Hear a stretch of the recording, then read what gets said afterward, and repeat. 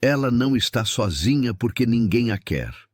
Ela está sozinha porque aprendeu a escutar algo que a maioria das pessoas passou a vida inteira tentando abafar. Existe uma diferença entre a mulher que vive na solitude e a mulher que vive no isolamento. O isolamento dói. A solitude alimenta. Mas quase ninguém faz essa distinção. E o mundo ao redor costuma confundi-las deliberadamente, como se o ato de uma mulher escolher ficar consigo mesma fosse um problema a ser resolvido, uma ferida a ser curada, uma ausência a ser preenchida. Você já sentiu isso? Alguém olhando para a sua vida silenciosa, com aquele tipo de pena que não foi pedida. Aquela pergunta repetida, disfarçada de cuidado, mas você não se sente solitária? A resposta honesta, a que raramente é dita em voz alta, é não da forma que você imagina. Porque o que acontece no interior de uma mulher que habita a própria solidão de maneira consciente não é vazio, é o oposto. É uma espécie de povoamento interno que não precisa de testemunha para existir. Uma vida que acontece em camadas que o barulho externo normalmente encobre. Carl Jung passou décadas estudando o que ele chamava de vida psíquica, essa dimensão da existência humana que não aparece em currículo, não tem foto no espelho, não responde mensagem. Ele acreditava que a maior jornada que um ser humano pode fazer não é para fora, não é em direção ao outro, não é em busca de reconhecimento, é uma jornada em direção a si mesmo, uma jornada que ele chamou de individuação. E essa jornada, por razões que vão além do acaso cultural, parece encontrar terreno especialmente fértil nas mulheres que escolheram ou foram levadas pela vida a habitar a solitude. Não como tragédia, como território. Existe um tipo de mulher que você reconhece quando encontra. Ela não é necessariamente quieta, não é necessariamente reservada. Às vezes, ela é a pessoa mais animada na sala. Mas tem algo na forma como ela carrega o próprio corpo. Uma espécie de ancoragem que não depende do que as outras pessoas pensam dela. Uma presença que não mendiga. Essa mulher passou por alguma coisa. Não necessariamente um trauma visível. Não necessariamente uma perda que o mundo consideraria grande. Às vezes, foi apenas um longo período de silêncio. Às vezes, foi um tempo vivendo longe de tudo que a definia. Às vezes, foi simplesmente a recusa persistente de encher o próprio tempo com barulho só para não ter que escutar o que estava por baixo. E o que estava por baixo? Ela mesma. Jung descreveu algo que ele chamou de self, não o ego, não a persona que mostramos para o mundo, não os papéis que aprendemos a desempenhar, mas uma instância mais profunda da psique. Uma espécie de centro organizador que existe antes de qualquer performance. Ele acreditava que o self se comunica através de sonhos, de símbolos, de intuições e talvez mais diretamente através do silêncio. Porque o silêncio não é ausência. É a frequência em que essa parte mais funda de você consegue se fazer ouvir. A vida moderna, e aqui não é julgamento, é observação, é essencialmente uma máquina de produção de barulho. Notificação, demanda, agenda, expectativa, performance. E a maior parte desse barulho serve a uma função muito específica: impedir que você fique tempo suficiente consigo mesma para descobrir quem você é quando ninguém está assistindo. A mulher que aprendeu a habitar a solitude descobriu, quase sempre por tentativa e erro, que esse barulho tem um custo, que existe uma exaustão específica que não vem do trabalho nem do esforço físico, mas do constante processo de ser lida pelo outro, interpretada pelo outro, julgada pelo outro, e do igualmente constante processo de se ajustar a essas leituras para permanecer aceitável. Ela escolheu parar de se ajustar, ou foi forçada, e descobriu que o resultado era o mesmo. É difícil admitir a quantidade de energia que uma mulher gasta gerenciando a percepção alheia. Não é fraqueza, é condicionamento. Décadas de mensagens explícitas e implícitas, dizendo que seu valor está na relação com o outro, que você existe em função de, que a solitude é sintoma. Quando essa mulher para e fica consigo mesma por tempo suficiente, alguma coisa muda. Não de repente, não de forma dramática, mas de forma irreversível. Jung não foi o primeiro a notar que o feminino tem uma relação particular com o mundo interior, mas ele foi talvez o pensador que mais rigorosamente tentou mapear essa relação. Não como fraqueza, não como histeria, não como os diagnósticos misóginos que a medicina do seu tempo oferecia generosamente para qualquer mulher que não se encaixasse no molde, mas como expressão de uma psique que opera em camadas que a racionalidade linear não consegue alcançar. Ele desenvolveu o conceito de ânima, o arquétipo do feminino na psique masculina. Mas o que frequentemente é menos discutido é o que ele observou sobre a psique feminina propriamente dita, a sua permeabilidade, a sua capacidade de habitar múltiplas realidades ao mesmo tempo, a sua tendência a não separar razão e emoção em compartimentos estanques. Isso não é romantização, é uma observação sobre como a psique feminina parece funcionar, pelo menos em boa parte dos casos que Jung estudou e que estudos posteriores continuaram a mapear. Uma forma de consciência que não triangula, que sente e pensa ao mesmo tempo, que não precisa resolver a contradição para conviver com ela. E essa característica, esse modo de ser que a cultura ocidental passou séculos tentando corrigir, medicalizar, controlar, é exatamente o que torna a mulher em solitude tão apta para o tipo de percepção que Jung chamava de transcendente. A função transcendente, na teoria junguiana, é a capacidade da psique de integrar opostos, de não precisar escolher entre o que você pensa e o que você sente, de não precisar descartar a sombra para abraçar a luz, de conseguir sustentar a tensão entre o que você é e o que ainda está se tornando, sem quebrar, sem fugir, sem encher o silêncio com respostas fáceis. Essa função não se desenvolve em meio ao caos constante. Ela precisa de pausa, precisa de silêncio, precisa, de alguma forma, de solidão. E a mulher que vive na solitude, consciente ou não de qualquer teoria, está praticando essa função toda vez que escolhe ficar consigo em vez de se distrair. Talvez não seja isso, ou talvez seja exatamente isso, e a pergunta seja: você tem medo do que vai encontrar quando o barulho parar? Aqui é onde fica complicado, porque a solitude espiritual, essa que não é desespero, que não é renúncia, que não é derrota, tem um custo que raramente é nomeado.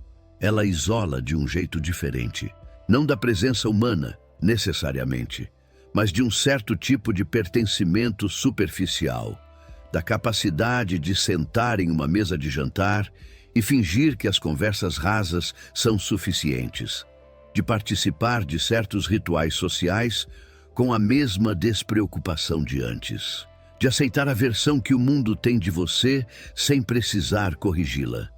Quando você passa tempo suficiente em contato com a sua própria profundidade, você desenvolve um senso aguçado de quando as coisas não são reais, quando as pessoas estão performando, quando você mesma está performando, e essa percepção, que em outro contexto seria chamada de sabedoria, pode se tornar uma espécie de exílio silencioso. Você ainda está na sala, mas você está vendo coisas que as outras pessoas não estão vendo. Jung chamou isso de processo de individuação, e ele foi honesto o suficiente para dizer que não é um processo confortável. Você não sai do outro lado mais leve, não necessariamente. Você sai mais inteira. Inteireza não é sinônimo de facilidade. A mulher que está se individuando começa a perceber a sua persona, essa máscara social que todos usamos, necessária, funcional, mas que não é você. Ela começa a reconhecer os momentos em que a máscara está colada no rosto de forma tão permanente que ela esqueceu que é máscara. Começa a ver os padrões, as formas repetidas de se relacionar, de se apagar, de se inflar, de se proteger, como padrões e não como verdades sobre quem ela é.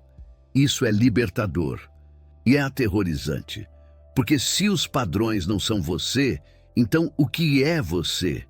Se a persona não é você, então o que fica quando você tira a máscara? Essa pergunta não tem resposta rápida. É uma pergunta que a psique leva anos respondendo, em camadas, através de sonhos que você não entende, de encontros que parecem ter um significado que você não consegue nomear, de momentos de silêncio que de repente ficam muito pesados. Quase ninguém fala sobre isso, sobre o quanto o caminho espiritual, o caminho de autoconhecimento genuíno, não o que vem embalado em frases bonitas para post, pode ser desorientador. Pode fazer você questionar relacionamentos que você não queria questionar. Pode criar uma distância onde antes havia conforto. Pode fazer você chorar sem saber por quê, sentir saudade de algo que você não consegue nomear, desejar uma versão de si mesma que ainda não existe completamente. Nanzor-e existe um arquétipo que Jung descreveu e que, quando encontrado pela primeira vez, faz algo se reorganizar internamente. O arquétipo da sábia, ou em algumas tradições da velha sábia. Não velha como idade, velha como profundidade, como acúmulo, como tempo vivido em contato com o próprio interior. Ela aparece em mitos, em contos de fadas, em sonhos. A figura feminina que sabe algo que as outras não sabem, que não precisa explicar, que habita os lugares que os outros evitam, as florestas densas, as cavernas, as margens do mundo conhecido. Ela não é assustadora porque é maléfica. Ela é assustadora porque é real. Porque ela representa o que uma mulher se torna quando para de fingir que não sabe o que sabe, quando para de diminuir a própria percepção para não intimidar, quando para de se fazer menor para caber nos espaços que foram construídos sem pensar nela. Essa figura está em você, em alguma camada da sua psique, independente da sua idade, do seu histórico, das suas escolhas de vida. Existe essa instância que sabe, que sempre soube, que foi sistematicamente ensinada a desconfiar de si mesma, a pedir confirmação externa, a aguardar que alguém mais autorizado validasse o que ela já havia percebido há muito tempo. A solitude cria condições para que essa voz, que não é literalmente uma voz, mas que se manifesta como certeza, como intuição, como aquela sensação de que isso não está certo, que aparece antes de qualquer raciocínio lógico, comece a ser levada a sério. Não porque o silêncio a cria, ela já estava lá, mas porque o silêncio remove o barulho que a encobria. E aqui está algo que é difícil de dizer sem soar grandioso, mas que precisa ser dito. O ato de uma mulher aprender a confiar na sua própria percepção é um ato profundamente espiritual. Não no sentido religioso necessariamente, mas no sentido de que reconecta você a uma dimensão da sua existência que vai além do que pode ser verificado, aprovado, quantificado. Jung acreditava que a psique tem uma dimensão espiritual inerente, não como crença, mas como estrutura. A busca por significado, não por prazer, não por segurança, não por pertencimento, mas por significado, é uma função psíquica tão real quanto a memória ou a cognição. E a mulher em solitude, quase invariavelmente, está em busca de significado. Não de forma grandiosa. Às vezes, simplesmente na forma de perguntas que ela carrega. Por que isso importa para mim e aquilo não importa? Por que esse momento ficou gravado em mim e aquele passou sem deixar rastro? O que estou realmente fazendo aqui, nessa vida específica, com essas escolhas específicas? Essas perguntas não têm respostas em livros de autoajuda. Elas têm respostas no território interior, no tipo de atenção que só a solitude permite. É preciso falar sobre o que acontece com o corpo quando a mulher entra em contato com a sua própria profundidade, porque a espiritualidade junguiana não é abstrata, não é apenas conceitual, Ela se manifesta de formas muito físicas, muito concretas. Os sonhos ficam mais vívidos, mais carregados, começam a repetir imagens, figuras, lugares. Às vezes, assustam sem motivo aparente. Às vezes, deixam uma sensação que dura o dia inteiro, uma espécie de pregnância que a razão não consegue dissolver. Jung levou os sonhos muito a sério. Não como mensagens literais, não como profecias, mas como comunicações do inconsciente. Formas que a psique usa para processar o que a consciência ainda não está pronta para encarar. E a mulher que passa tempo em silêncio, que não enche cada intervalo com estímulo externo, começa a ter uma relação diferente com o próprio sonho. Ela começa a recordar, a prestar atenção, a perceber padrões. O corpo também muda, não de forma milagrosa, não é sobre isso. Mas existe uma regulação diferente que acontece quando você para de viver permanentemente em estado de alerta social. Quando você para de monitorar constantemente como está sendo percebida. Quando você para de gerenciar a distância entre o que sente e o que mostra. Essa regulação não é relaxamento superficial, é algo mais profundo, uma espécie de retorno à temperatura natural da sua própria existência. Há mulheres que descrevem esse processo como um encontro consigo mesmas. Outras descrevem como um luto pela versão de si mesmas que vivia para fora, que precisava de aprovação constante, que confundia o reflexo no olhar do outro com a própria identidade. Outras descrevem simplesmente como silêncio, como um silêncio que não precisa ser preenchido. É difícil admitir que durante anos a própria presença foi um peso, que você carregou versões de si mesma que não eram suas, que aprendeu a habitar personas construídas a partir das expectativas de outras pessoas, família, parceiros, sociedade, e que em algum momento essas personas ficaram tão pesadas que o único jeito de respirar foi ficando sozinha. A solitude, então, não é abandono, é desobstrução.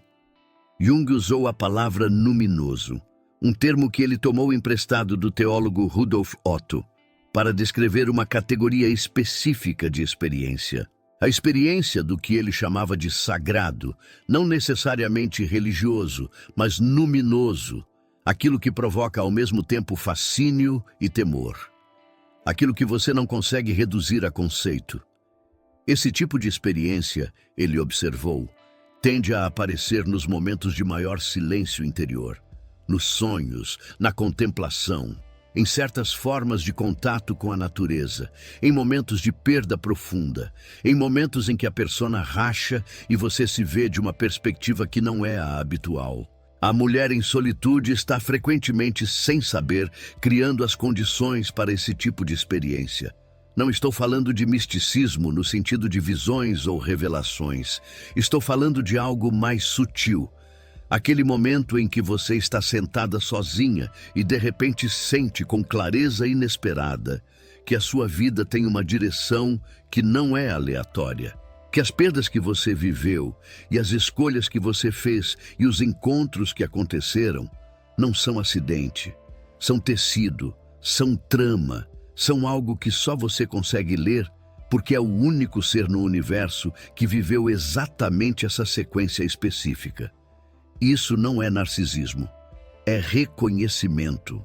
E é profundamente espiritual, no sentido que Jung entendia. Uma percepção de que existe algo maior que o ego. Não necessariamente um Deus no sentido teísta, mas um princípio organizador. Uma inteligência que opera na psique de forma que transcende a vontade consciente.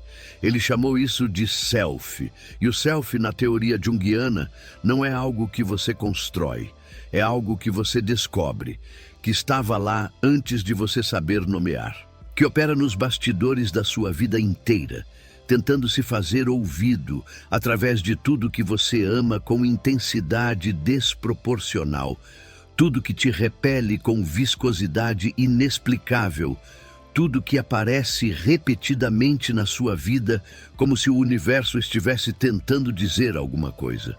A mulher em solitude aprende a escutar, não no sentido literal, mas no sentido de parar de sobrepor o barulho ao sinal. Existe um momento no processo de individuação que Jung descreveu de forma que ficou marcada.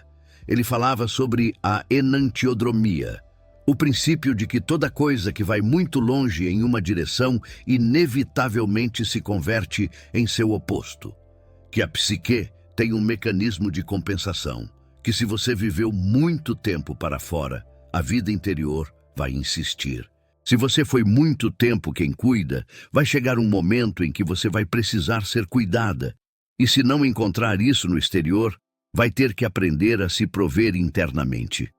Muitas mulheres chegam à solitude por esse caminho. Não porque escolheram de forma deliberada, filosófica, consciente, mas porque a vida cobrou. Porque chegou um ponto em que continuar na mesma direção custava mais do que qualquer benefício que a aprovação externa poderia oferecer. E a psique, como sempre faz, com uma sabedoria que a consciência frequentemente resiste, operou a virada. O problema é que a cultura não tem linguagem para isso que não seja patologia ou derrota. Uma mulher que decide viver com menos, que se retira de certas formas de vida social, que escolhe o silêncio sobre a performance, que não está ativamente em busca de um par.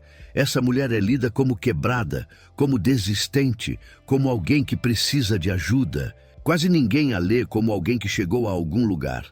Mas Jung chegaria, porque na teoria junguiana, essa mulher está mais próxima do que ele chamava de processo de individuação do que a maior parte das pessoas que vivem vidas cheias, barulhentas, externamente validadas.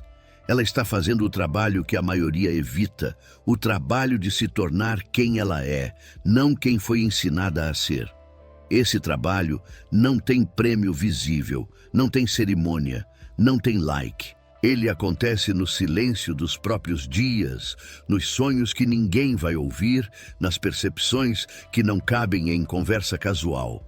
Mas ele é real. E ele transforma de uma forma que nenhuma conquista externa consegue igualar. Há algo que precisa ser dito sobre espiritualidade e mulheres, algo que frequentemente é distorcido em ambos os extremos. Não estou falando de espiritualidade como fuga, como a versão que usa incenso e afirmações positivas para não ter que olhar para o que dói, que traduz o processo psíquico em consumo espiritual, em cursos, em identidade de mulher desperta, que é mais uma forma de persona do que uma saída dela. Estou falando de espiritualidade como o que Jung entendia. Contato com a profundidade da própria psique, com os aspectos dela que não são controláveis, não são programáveis, não são gerenciáveis pela vontade, com o que ele chamava de inconsciente, não como abismo assustador, mas como parceiro, uma psique com a qual você aprende a ter uma relação. A mulher em solitude que está nesse processo, e muitas estão sem saber nomear, desenvolve uma qualidade muito específica. Uma presença que não precisa ser explicada. Uma forma de existir que não está constantemente justificando a si mesma. Isso não é arrogância, é integração. É o resultado de ter ficado com si mesma tempo suficiente para não precisar mais fugir de si mesma. De ter aprendido a sustentar as próprias contradições sem precisar resolvê-las, de ter descoberto que você pode carregar o que você é, com tudo que é difícil nisso, com tudo que ainda não tem nome, sem implodir. Jung acreditava que esse processo, a individuação, nunca se completa durante uma vida, que você não chega a um destino, que o self nunca é plenamente realizado, porque a psique é sempre maior do que a consciência consegue alcançar. Isso poderia ser desanimador, mas há outra forma de ler. A jornada não tem fim porque a profundidade não tem fundo. E isso, para uma mulher que aprendeu a habitar a própria solitude, não é terrível. É exatamente o tipo de infinito com o qual ela sabe conviver. Se você chegou até aqui e reconheceu algo do que foi dito, não tudo, não de forma ordenada, mas em fragmentos, em lampejos, naquela forma específica de reconhecimento que não passa pela cabeça, mas pelo peito, então talvez você já saiba que a solitude que você vive, ou que você escolheu, ou que a vida trouxe para você sem pedir permissão, não é o que o mundo tentou te fazer acreditar que era. Não é ausência, é presença de um tipo diferente. É o território no qual alguma coisa em você, que Jung teria chamado de self, que outras tradições chamam de alma, que você talvez chame de simplesmente eu mesmo, aquele eu mais fundo que não muda quando muda o contexto, pode finalmente se fazer ouvido, sem tradução, sem mediação, sem precisar de aprovação. E existe algo de profundamente radical nisso para uma mulher. Radical no sentido de raiz, não no sentido de performance. O ato de habitar a própria vida de dentro para fora, em vez de fora para dentro. O ato de deixar que o que você é dite o que você faz, em vez de deixar o que os outros esperam definir quem você se torna. Jung não tinha garantias para oferecer. O processo de individuação não promete felicidade. Não promete que vai ficar mais fácil no sentido convencional. Promete, se tanto, que você vai ficar mais inteira. E que inteireza, mesmo quando dói, mesmo quando isola, mesmo quando não cabe em nenhuma narrativa que o mundo preparou para você, tem um peso diferente da fragmentação. Pesa de verdade, mas é seu. A pergunta que fica, e não é retórica, é genuína, é essa. O que você encontra quando o silêncio finalmente para de assustar? Se você ainda não sabe a resposta, talvez seja porque o barulho ainda não parou de vez. E se você já sabe, se você já esteve lá, naquele silêncio que não é vazio, mas é denso de uma forma que não tem palavra, então você sabe que nenhuma explicação faria jus. Conta nos comentários o que o silêncio te mostrou. Não o que você acha que deveria ter mostrado. O que mostrou de verdade. E se esse vídeo tocou em algo que você não conseguia nomear, talvez valha continuar por aqui, não para encontrar respostas prontas. Não é o que esse canal oferece, mas para ter companhia na pergunta.